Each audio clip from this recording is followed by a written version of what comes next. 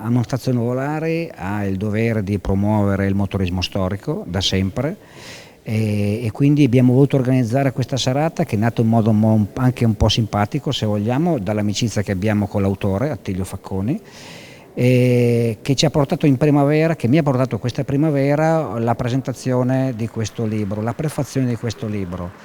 E era talmente ricca di aneddoti particolari, di aneddoti interessanti che coinvolgevano la nostra provincia, il nostro territorio, la nostra Mantova in questo 1940 della Mille Meglia, che abbiamo voluto fare la presentazione. Abbiamo voluto farla a Mantova, in questa bellissima sala del comune che non ha esitato a darci il patrocinio, come ci ha dato il patrocinio la provincia, come il patrocinio dei Gardamusei, perché Mantova è inserita nel circolo dei Gardamusei, e quindi tutti hanno risposto molto positivamente a questa chiamata che parlerà di storicità dell'auto e della Mille Miglia del 1940, in particolare con i suoi aneddoti.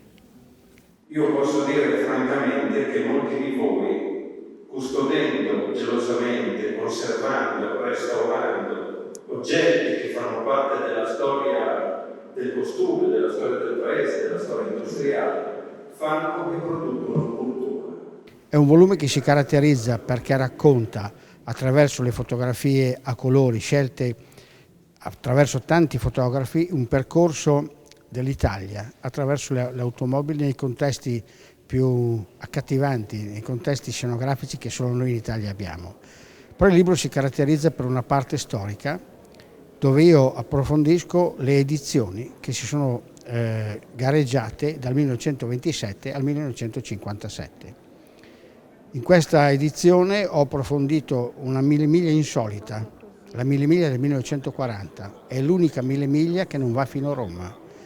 Diciamo insolita, molti la chiamano la Mille Miglia della guerra, perché si corre 40 giorni prima dell'entrata in guerra dell'Italia, ma l'Europa, mezza Europa è già a ferro fuoco, la Germania ha già invaso la Polonia, sta invadendo la Francia, veramente in momenti delicatissimi da un punto di vista politico, ma la voglia di correre, la voglia dello sport, la voglia di agonismo è superiore e fa sì che si corra una gara memorabile per tanti aspetti. La cosa curiosa è che la Mille Miglia, che si è sempre corsa su strade aperte, Brescia, Roma, ritorno, questa si gareggia su un circuito chiuso.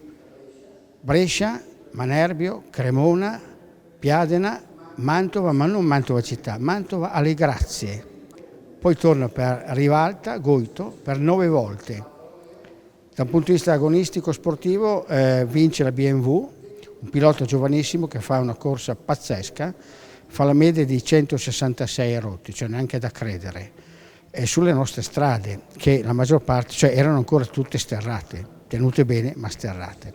E l'aspetto più curioso è che le macchine più performanti sono tutte preparate dalla stessa carrozzeria, la Touring di Milano. La Mille Miglia del 40 andava approfondita anche perché l'abbiamo chiamata Mille Miglia molto mantovana, perché di 165 km la maggior parte del percorso si svolge in provincia di Mantova.